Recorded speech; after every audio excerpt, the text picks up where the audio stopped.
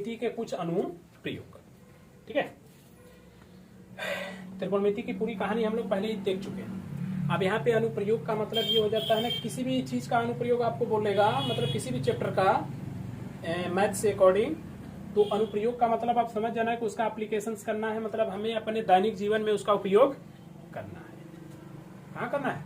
दैनिक जीवन में उपयोग। हाँ, अपने दैनिक जीवन में, रोजमर्रा की जो हमारी जिंदगी होती है, इस जिंदगी में हम उसका प्रयोग करने जा रहे हैं, उसको बोलते हैं अनुप्रयोग। तो हम लोग अपने दैनिक जीवन में किसका प्रयोग करने वाले हैं? त्रिकोणमिति का प्रयोग करने वाले हैं। कैसे करेंगे, इसको समझने के लिए 2 पॉइंटों आपको हमेशा रेडी रखना है। सबसे पहला पॉइंट है उन्नयन कोण। कौन सा कोण? उन्नयन कोण। जैसे देखिए, ये हम लोगों की आंख है ना? बोलो बच्चों, है। ये हम लोगों की आंख है, राइट। एक छत हो गया, ये देखिए इधर एक छत हो गया। इस छत पे यहाँ पर बैठा है कोई भी बैठ सकता है। ये आंख देख रही है, यानी कि धरती से हम लोग देख रहे हैं। तो हम लोग कहाँ पे देख रहे हैं? ऊपर की तरफ देख रहे हैं। तो हमारी जो आंख है, यह आंख किसको देख रही है? आदमी को। यहाँ जो बैठा है उसको देख रही है। तो उसके साथ यह कोई ना कोई कोण बनाती है। क्या करती है? कोण बनाती। उस कोण को हम क्या बोलते हैं? उन्नयन कोण। मतलब सीधी भाषा में, इजी लैंग्वेज में हम बोले तो कहने का मतलब ये हो गया कि जब आप नीचे से ऊपर की तरफ देखेंगे तो जो बनने वाला कोण है, उस कोण को हम बोलेंगे उन्नयन कोण। क्या बोलेंगे? यानी उन्नयन कोण बनेगा कब? जब नीचे से ऊपर की वस्तुओं को देखेंगे। हाँ, जब नीचे से ऊपर देखेंगे तब क्या बनेगा? उन्नयन कोण, राइट। एक चीज हो गई। दूसरा इसमें होता है अवनमन कोण। अवनमन कोण, राइट है। अवनमन कोण का मतलब क्या हो गया? ऊपर से नीचे देखना है। ठीक है, जैसे ये हमारा एक छत हो गया, ये जमीन हो गई। जमीन पे यहाँ हम लोग गुल्ली डंडा खेल रहे हैं। इस पे पापा हैं, उन्होंने यहाँ से देखा मेरा लाडला तो बिगड़ गया। क्या किया? बिगड़ गया। यहाँ से देखे किसने? पापा ने। तो वो कौन सा कोण बना रहा है बचवा? अवनमन कोण उन्होंने बना दिया। पॉइंट क्लियर हो गई? अवनमन कोण। तो अगर हमने नीचे से देखा तो कौन सा कोण बनाना है? उन्नयन कोण। ऊपर से देखा तो अवनमन कोण। याद रहेगा दोनों? इतने पे ही पूरा हमारा त्रिकोणमिति का एप्लीकेशन खेलेगा। क्वेश्चन नंबर आप कौन सा पढ़ेंगे? 1 नंबर। चलिए पढ़िए, तेज पढ़िए, तेजी से थोड़ा। 1.5 मीटर लंबा एक प्रेक्षक एक चिमनी से 28.5 मीटर की दूरी पर है। उसकी आंखों से चिमनी के शिखर का उन्नयन कोण 45 अंश है। चिमनी की ऊंचाई बताइए। शाबाश। हमको चिमनी की ऊंचाई निकालनी है। किसकी ऊंचाई? चिमनी की। उसको देख कौन रहा है? प्रेक्षक। प्रेक्षक मतलब देख रहा है कोई बंदा, जैसे हम लोग हुए चिमनी को देख रहे हैं, राइट है। चिमनी आप देखे होंगे, ईट भट्टे जो पकाने वाली चिमनी होती है, राइट है। तो जो चिमनी होती है तो बड़ी ऊंची ऊंची हो जाती है। तो उसको हम लोग कहाँ से देखते हैं? धरती से देखते हैं। देखते हैं नहीं देखते? किसको देखते हैं? चिमनी को देखते हैं। तो आइए देख लेते हैं। ये हो गई चिमनी, ये हो गई धरती। इस धरती पे हो गया यहाँ प्रेक्षक, यानी देखने वाला। वो किसको देख रहा है? चिमनी को देख रहा है। हो गया? तो यहाँ से देखेगा तो कौन सा कोण बनाएगा? उन्नयन कोण। तो यहाँ पर कोई कोण बनाया उसने? हाँ, 45 डिग्री का उसने कोण बना दिया। चिमनी की उसने बोला कि ऊंचाई बता दीजिएगा। तो हम मान लेते हैं कि चिमनी की ऊंचाई है h, मीटर है। ये जो प्रेक्षक है, वह प्रेक्षक इस चिमनी से कितना दूर है? क्वेश्चन पढ़िए। 28.5 मीटर। 28.5 मीटर की ये टोटल दूरी हो गई। कोई प्रॉब्लम अभी तक फिगर में? कोई दिक्कत नहीं है ना? चलिए अब देखिए। अब यहाँ पे हम लोग एक ऐसे रूल को, मतलब त्रिकोणमितीय अनुपात को फॉलो कराएंगे, जो त्रिकोणमितीय अनुपात हमें क्या देगी? यहाँ से देखेंगे तो ये लंब देगी, और ये क्या देगी? आधार देगी। मतलब ऐसे त्रिकोणमिति को आप लगाइए जिसमें लंब और आधार दोनों आते हों। टैन में आता है। तो टैन यहाँ से 45 लेंगे। नाम दे दीजिएगा त्रिभुज ABC में। ये जो पॉइंट आप माने हैं इसको लिख लीजिएगा कि माना चिमनी की ऊंचाई h मीटर है। फिर कहानी आगे बढ़ेगी। त्रिभुज ABC में tan लेंगे 45। tan 45 का मतलब होता है लंब बटा आधार। tan 45 का मान कितना होता है? 1 मान रख के जब तिरछे गुणा करेंगे तो इसका मान कितना आएगा? 28.5 मीटर। 5 मीटर आएगा। यानी कि उस चिमनी की ऊंचाई कितनी है? 28.5। सॉल्व हो गया। चलिए नेक्स्ट बताइए। बोलिए बोलिए बोलिए धार से। भूमि के एक बिंदु P से एक 10 मीटर ऊंचे भवन के शिखर का उन्नयन कोण 30 है। भवन के शिखर पर एक ध्वज को लहराया गया है और P से ध्वज के शिखर का उन्नयन कोण 45 है। ध्वज दंड की लंबाई और बिंदु P से भवन की दूरी ज्ञात कीजिए। क्वेश्चन में √3 = 1.732। 3 का वैल्यू होता है तो उससे हमसे कोई प्रॉब्लम नहीं है यहाँ पे। ध्यान से देखिए 2 नंबर।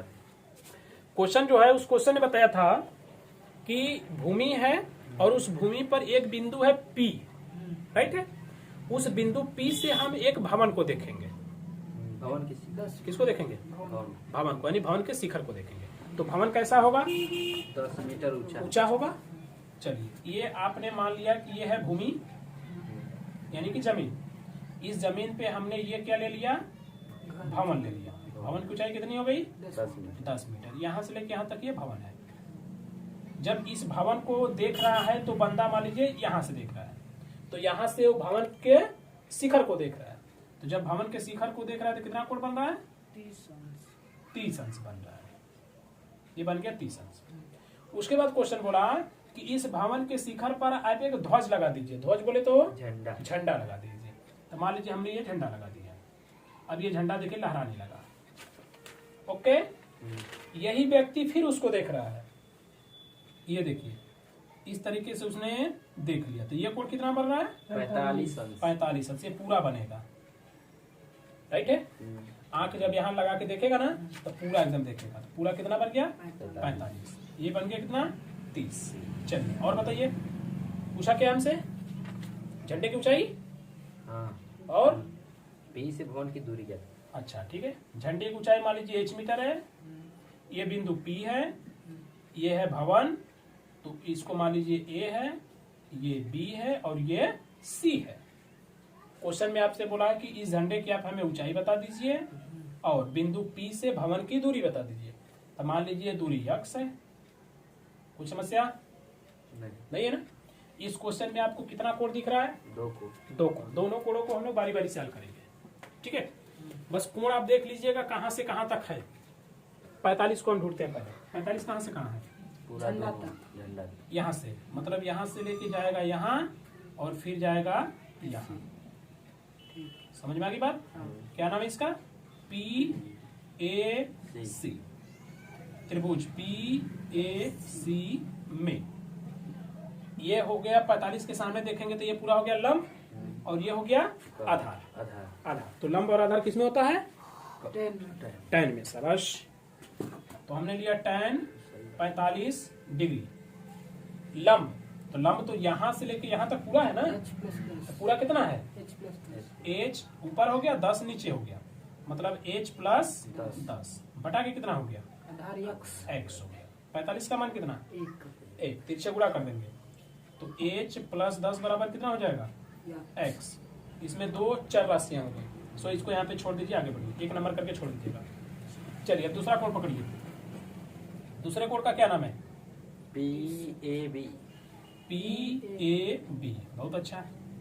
त्रिभुज PAB में दूसरा कोण मतलब 30 डिग्री। 30 को देखेंगे तो ये जाएगा यहाँ तक, इस तरीके से ये जाएगा यहाँ तक। एजेस देखेंगे तो ये हो गया लंब और ये हो गया आधार।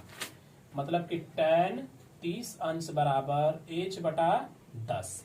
tan 30 का वैल्यू कितना होता है? 1/√3 h बटा 10। तिरछे जब गुणा कर देंगे तो h बराबर हो जाएगा 10 बटा कड़ी में 3 मीटर। ध्यान दीजिएगा क्वेश्चन में आपको √3 का वैल्यू दिया है, तो पहले हम इसका परमेयीकरण करेंगे, मतलब कड़ी में 3 से गुणा कर देंगे ऊपर और नीचे। तो ऊपर हो जाएगा 10 कड़ी में 3 बटा के 3 मीटर। अब मान रखिएगा 10 गुणे इसका मान 1.732 बटा के 3 मीटर। 10 से जब गुणा करेंगे तो 10 किलो यहाँ फिसल जाएगा 3 मीटर। 3 से भाग करिएगा, 3 5 15 बचेगा 2 23 तो 3 7 21 फिर 3 7 नहीं 21 तो 22 3 7 21 हो गया फिर है ना 3 7 21 छोड़ दीजिए इतना मीटर। तो जो झंडा है उस झंडे की ऊंचाई कितनी है 5.77 मीटर है। ओके अभी हमको ये दूरी भी तो चाहिए तो दूरी तो x माने है तो यहाँ पर आके मनवा रख देते हैं समीकरण 1 में। समीकरण 1 समीकरण 1 में x बराबर है h प्लस 10। h का मान हो गया 5.77 प्लस 10 यानी कि 15.77 मीटर। शाबाश। जो बिंदु P है वह भवन से 15.77 मीटर की दूरी पर है। जो ध्वज है वह 5.77 मीटर ऊंचाई वाले डंडे में बंधा है इसे। ओके चलिए नेक्स्ट बताइए,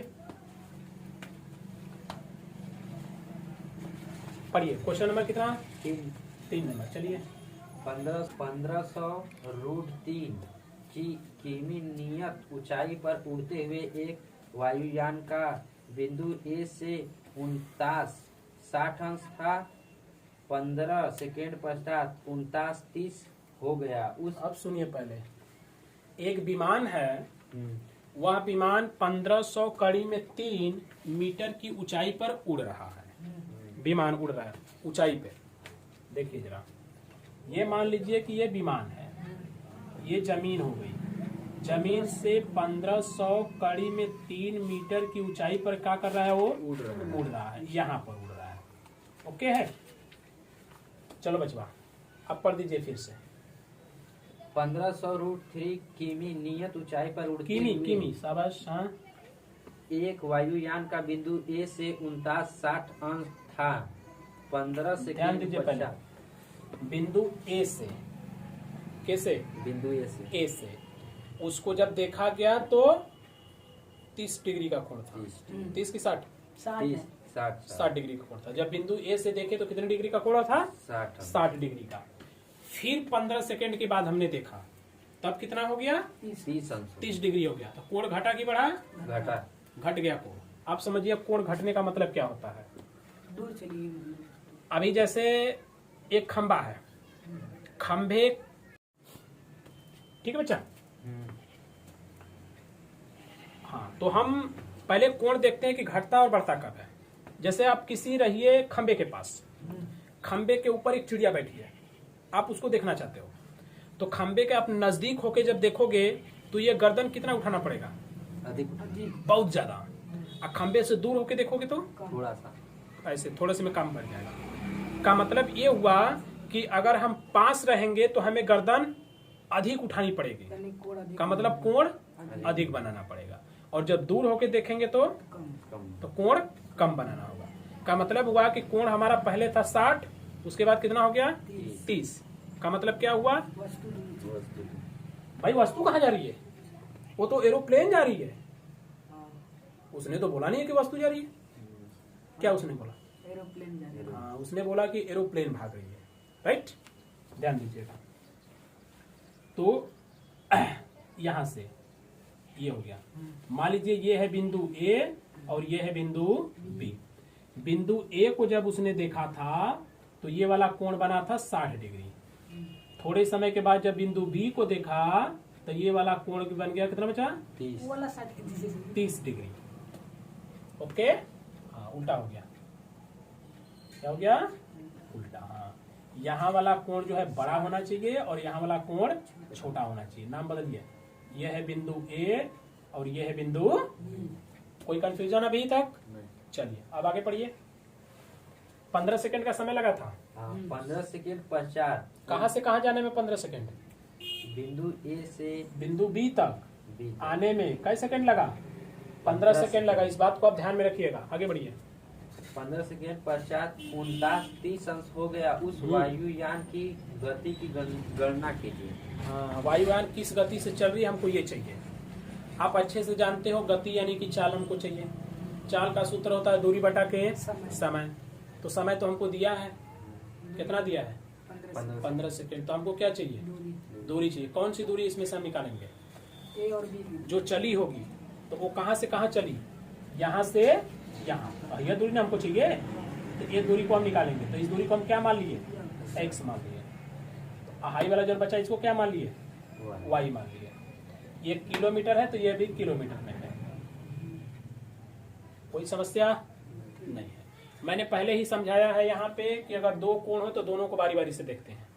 करेक्ट है? पहले आप किसको देखना चाहोगे? बी वाले A B C D. B को, चलिए बी को ही देखते हैं। बी पर क्या डिग्री बना है? 30 डिग्री। कहाँ से कहाँ बना है? यहाँ से यहाँ और वहां। त्रिभुज बी सी डी में tan 30 अंश बराबर लंब बटा के आधार, मतलब x प्लस वाई। इसका मान 1 बटा के कड़ी में 3। 1500 कड़ी में 3 बटा के x प्लस वाई। तिरछे गुणा कर देंगे तो x प्लस वाई बराबर 15 तिया 4500। समीकरण नंबर 1। कोई समस्या नहीं। चलिए दूसरे कोण को लेते हैं। क्या नाम है इसका? 60 डिग्री। A D C. त्रिभुज ए डी सी में tan 60 अंश बराबर लंब बटा के वाई।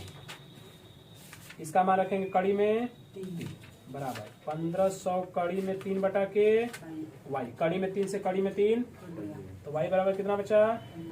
1500 किलोमीटर आया। किसका मान आया? वाई का। अगर इसी वाई के मान को हम समीकरण 1 में रख देंगे तो यक्स का मान कितना आ जाएगा? 3000 आ जाएगा। बहुत बढ़िया। यक्स बराबर 3000 किलोमीटर। हमको कौन सी दूरी चाहिए थी? एक्स वाली दूरी चाहिए थी। तो एक्स वाली दूरी मिल गई ना। तो अब उसे लेके हम चाल निकाल सकते हैं। वेग, चलिए वेग बराबर दूरी बटा के समय। दूरी कितना है? 3000। बहुत अच्छा। समय कितना है? 15 सेकेंड। एक जगह देखिए गड़बड़ हो गया। ये किलोमीटर है, सेकेंड में है। वो सेकेंड है। तो सेकेंड को भी घंटा में ले चलिए उड़ा के। तो 60 से भाग करेंगे तो मिनट हो जाएगा। फिर 60 से भाग करेंगे तो घंटा हो जाएगा। ओके। तो ये 15 में ना भगवा करेंगे। 15 में 60 से भाग करेंगे, फिर 60 से भाग करेंगे, मतलब 3600 से भाग करेंगे। तो अच्छा है कि 3600 से ऊपर गुणा कर दें, क्योंकि नीचे भाग करा तो पलट के जाएगा ना ऊपर। तो यहाँ पर हमने टोटल किया 3600। तो ये हो जाएगा किलोमीटर प्रति घंटा। चलिए देखिए 15 दुना के तो यहाँ बचा 200 गुणे 3600 किलोमीटर प्रति घंटा। 2 72 1 2 3 4 0 किलोमीटर प्रति घंटा। यानी कि वह एरोप्लेन 7,20,000 किलोमीटर प्रति घंटा की स्पीड से चल रही थी। कोई समस्या?